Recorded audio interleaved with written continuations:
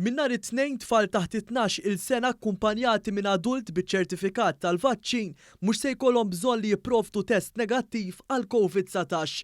Ħabbar dan id-Deputat Prim Ministru Ministru għas-Saħħa Chris Fern waqt konferenza tal-aħbarijiet u ħabbar ukoll iktar tnaqqis f'restrizzjonijiet minħabba li s-sitwazzjoni ta' pajjiżna brabta mal-imxija qiegħda taħt kontroll.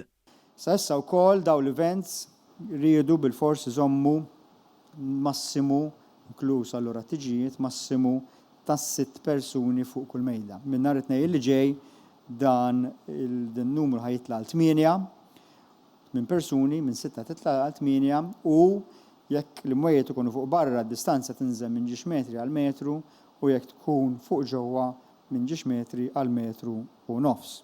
Min-naħa l-oħra attivitajiet fejn in-nies ipoġġu il-massimu ta' persuni se jitla' għal 300. Il-Ministru għas-Saħħa spjega wkoll kif mindu reġgħu fetħu l-iskejjel ġimagħtejn ilu ma ġew irrappurtati l-ebda gruppi ta' studenti infettati bil-virus.